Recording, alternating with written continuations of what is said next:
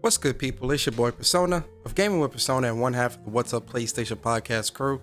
And I'm coming at you with my review of Asterigos Curse of the Stars, which released on October 8th, 2022 for the PlayStation 4 and PlayStation 5. This is an action RPG role-playing game developed by Acme Game Studio and published by Tiny Builders. It's a really dope game. We're really going to get into it today. So sit back, relax, and I hope you enjoy the video. So first, let's talk about the story. So in the story of Asterigos, you play as a character named Hilda, who is a part of a tribe called the Northwind Legion. Your mission is to go and figure out what happened to your father, Harold, because he was sent out on a mission to go to an area called Aphes to help them out with some of their troubles and what was going on. That's kind of where the story starts off, and it kind of plops you into the outskirts of Aphes, where you have to kind of fight your way in and get, start figuring out what's going on. And along the way of you going through Aphes, you come across some really interesting characters, like a character called Bion, and one of the main characters, her name is Minerva. She is really going to serve as the head of your mission, if you will, right? Because you come across her and you kind of need her help to figure out what's going on with your father, you kind of have to do some bidding for her or do some missions for her, because she's trying to stop Asterigos, which is a curse that has been placed upon Aphes and has caused most of the area of Aphes to, most of the people in Aphes to mutate into these crazy animals, crazy magical powered beasts, and all these crazy things that are happening within Aphes. This is all due to the curse of Asterigos, which is placed all over Aphes. So without giving too much of the story away, I really enjoyed my time with Asterigos and its story.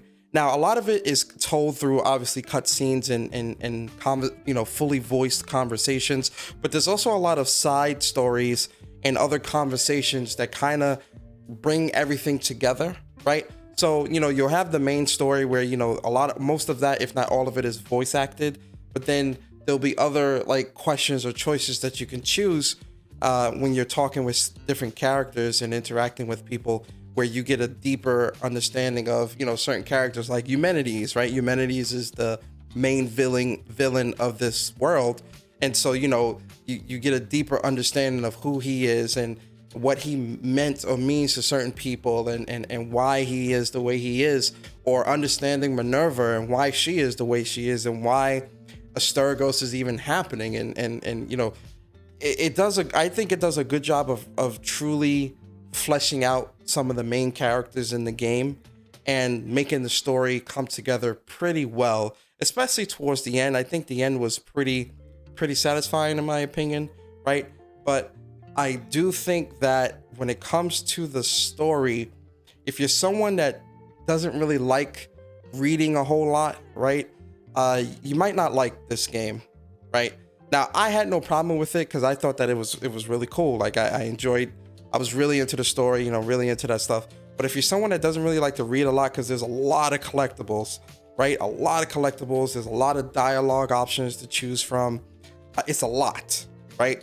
So if you're not someone that's trying to read all of that, at some point you may find yourself skipping a lot of the reading. You might just say, no, you know what? I want to stick to the main beaten path, the fully voiced acting options, and just go through the main story. Don't really care about any side content or reading any other collectibles and things like that, which I think is not, I wouldn't really advise that per se, but just because, when it comes to understanding everything, there are a lot of side stories and side plots that bring everything together or explain certain things, especially if you're someone that's going to be doing side missions.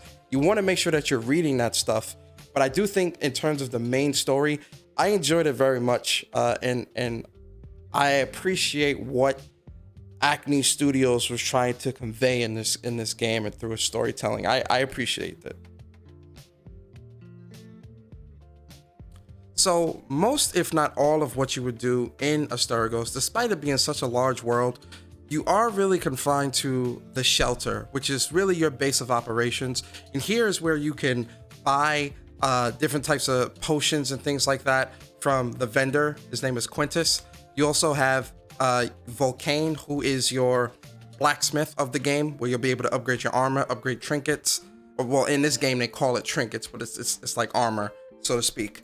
And then upgrade your weapons. Also upgrade your elemental damage abilities. You can upgrade that as well. You also have Roxanne, who is kind of like the bookkeeper of the shelter. So this is where if you have any type of excess items and things like that, you can offload that with her. Also, if you pick up things in the world that you do not have room for, you don't lose it. It automatically goes to Roxanne and it'll automatically be in your storage. And then you have Bion, which is like a training, a guy that you can train with. And then obviously Minerva, who's the head of the shelter. And she is where you would be getting all of your missions and briefings for the things that she wants you to do in the world. So now let's talk about weapons and skills. Asterigos is an action RPG, Souls-like game. So, it wouldn't be an RPG without having skill points and skills and attributes and all these other things that you could tweak to your liking to build the ultimate Hilda, so to speak, right? So obviously here we have the attribute points, and there's a bunch of different things that you can upgrade here. So within attribute points, you can upgrade your precision, your constitution, your arcane, which is like your skill damage, your attack power, your HP, your stamina, and your AP regeneration. So those are the things that you could upgrade through attribute points. So now we arrive to abilities and talents. And so this is where you can upgrade your weapons to perform much better in combat. You can get different skills that you can use. You can get different abilities. So for example, with the staff you can get what's called a fourth quadrant.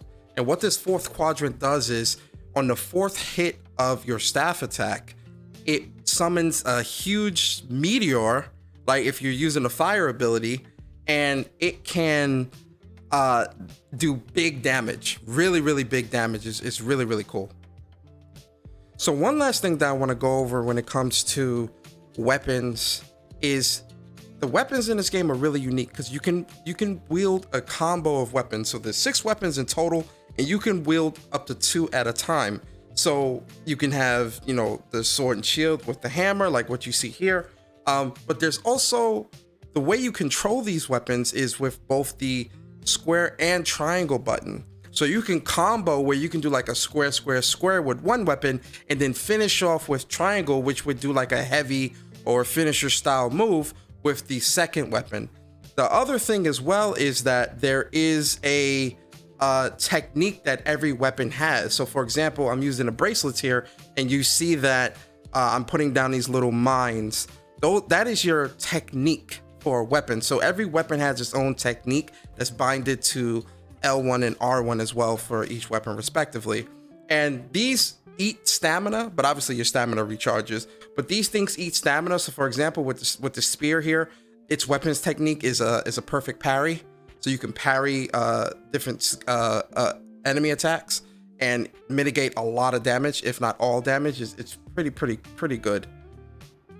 So the last thing that I want to go over when it comes to weapons is the elemental damage. So in this game, you have 4 different elemental damage types that you have. It's astral, which is like your arcane or magic.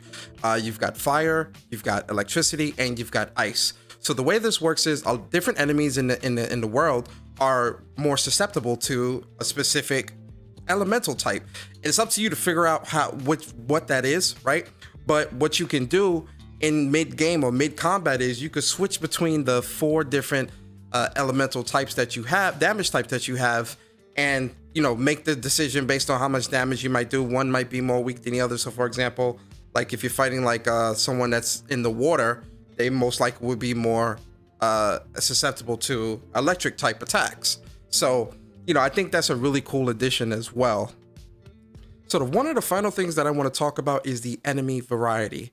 So with this game, I was very impressed with how vast the enemy pool is in this game. So obviously, Asterigos takes place during Greek and Roman times. So you have a lot of those enemy types in this game, like Minotaur style enemies, lions, right? You're fighting lions, harpies, and things like that. Roman soldiers and all that. You're fighting those enemies. But I think when it came to especially like the bosses and things like that, the variety when it came to a lot of the bosses is very different because they all fought very differently, right? Obviously, you've got your brutes that are gonna kind of run at you and charge you quite a bit. But when it came to like the boss fights or the enemies that I was fighting, it kept me on my toes because every enemy is not fighting the same. You get what I mean? So that requires you to approach different situations more methodically, which I appreciate because for me, I think it kept the game feeling fresh, especially when you've got this many enemies that you're fighting with or fighting against, I should say. And then even when it comes to the boss fights, man, the boss fights were very challenging, and I was playing on the hardest difficulty, and even the boss fights in this game I thought were very, very challenging, very difficult. I definitely died quite a few times because learning their patterns and learning how they fight and whatnot, that stuff definitely took time to get. You're not going to pick it up right away. So, it definitely required a couple of retries, which I appreciated because, again, it's a game that's trying to keep you on your toes. And then, obviously, in this game as well, which really surprised me, the first time it happened, I was like, whoa, it has mimics in the game, which I love because it's like, the first time that it happened, I'm seeing two chests. I'm like, all right, I'm about to get two things out of a chest. And then this mimic pops out, this slime mimic, and he gobbles me up and spits me out. And I'm like, yo, what? You got mimics in the game as well? So, those things I can really appreciate about Asterigos. And I really, really do think that you are going to really appreciate the variety and the freshness of it for real. So for my final thoughts with Asterigos, I think this game really is a gem. It's a diamond in the rough, right? Because, it is being made by a smaller studio. And some of my gripes with the game, so in terms of performance, I didn't experience any frame rate issues or things like that, right? But there is some weird LOD issues in the game where when enemies are much further away, it's almost like a slideshow, right? And I'm not sure if that's deliberate or whatnot, but that is some of the issues that you might see. But up close, everything is super smooth. It's solid. I didn't really experience any frame rate issues there. One of the other things as well is when it comes to the traveling in this game, I might have mentioned it earlier in the video, but the fast traveling in this game is tied to story progression. Personally, I don't think that was a good move. And the reason why I say that is because